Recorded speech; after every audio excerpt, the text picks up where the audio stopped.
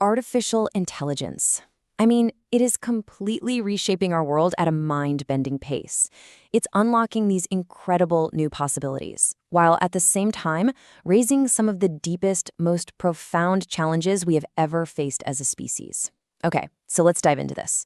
We're going to look at how one of the world's oldest faith traditions is trying to get its arms around our newest technology. And the stakes?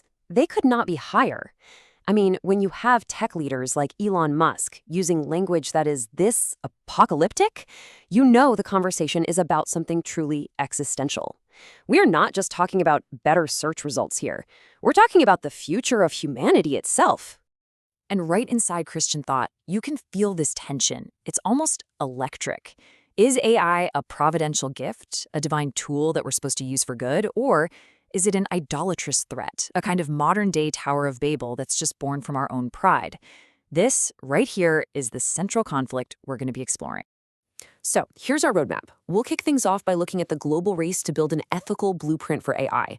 Then we're going to uncover the one non-negotiable theological idea that's at the absolute heart of the Christian response.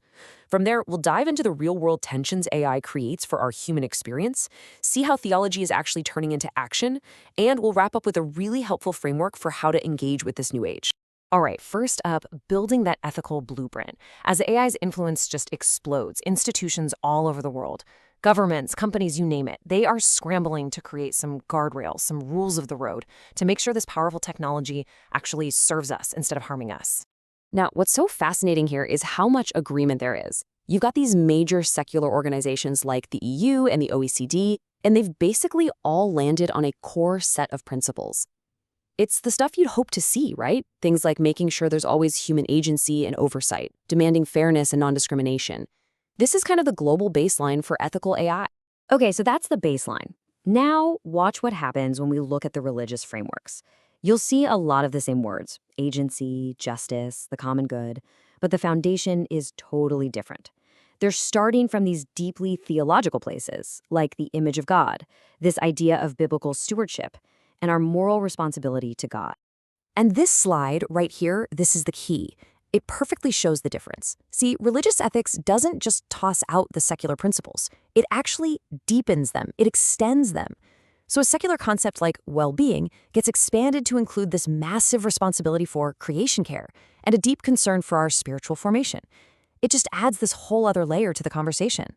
So what is the absolute 100% non-negotiable cornerstone of this entire Christian framework? Well, it's a concept that's absolutely central to understanding what it even means to be human from that perspective. That concept is imago Dei. It's the belief that every single human being is created in the image of God.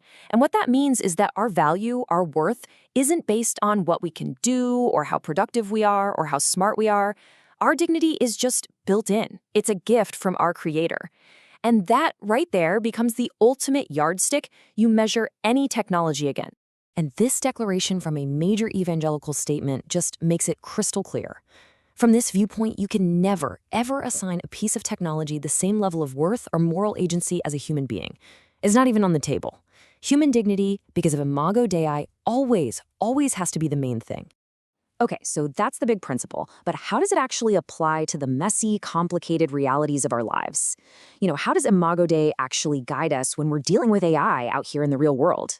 Well, Christian ethics points to three key areas of being human that we have to protect. First, embodiment.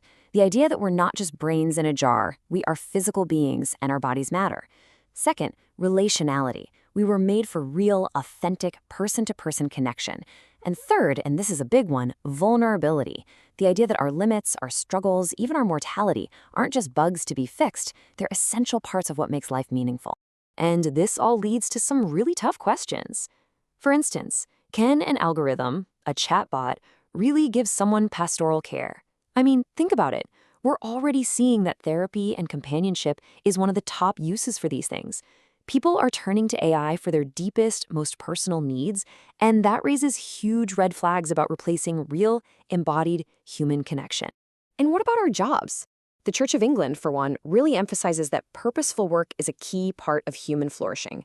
But what happens when AI not only automates creative jobs, but also runs on the backs of this hidden infrastructure of low-paid ghost workers who are just labeling data all day? How do you find dignity in a system like that? And finally, the million-dollar question: who's responsible? Who's accountable when an AI system is biased and denies someone healthcare, or causes real harm, or has this massive environmental footprint? The principles of justice and stewardship demand an answer. You can't just throw up your hands and say the machine did it. Now, I know what you might be thinking. This is all just abstract, philosophical debate. But it's not. These deep theological principles are actively shaping policy, advocacy, and even how corporations are behaving on a global stage.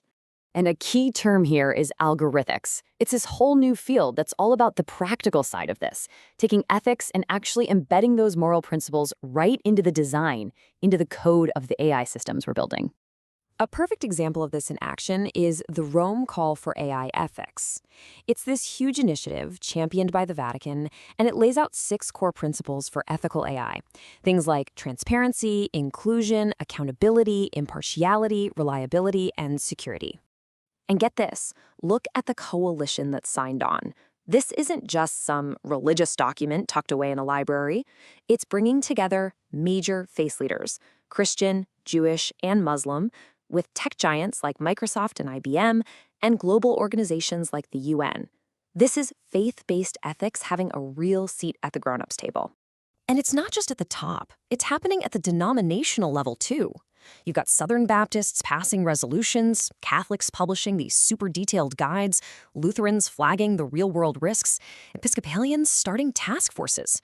Churches are getting ahead of this and proactively creating their own guardrails for this new frontier. So, with all of this swirling around, how is an ordinary person of faith supposed to approach technology in their own life? Well, there's a really helpful framework that offers 3 possible ways to respond. Okay, so option 1, you can just receive it. Blindly adopt every new thing that comes along without thinking twice. Option 2, you can reject it. Just say nope, refuse to engage at all, mostly out of fear. But then there's a third path. It's harder, but it's called redeem. And this means you thoughtfully, intentionally, and critically use technology in a way that truly serves people and honors your deepest values. And really, this path of redemption is all about avoiding a very old, very human trap: technological pride. It's perfectly captured in that ancient story of the Tower of Babel. The danger then, and the danger now, is that we start building a monument to our own cleverness instead of using our gifts to serve something bigger than ourselves. And that leaves us right here with the final, massive question. In this new age of algorithms, with AI being woven into the very fabric of our lives, what does it truly mean for us as a society and as individuals to redeem this technology for genuine human flourishing? That is the challenge right in front of us.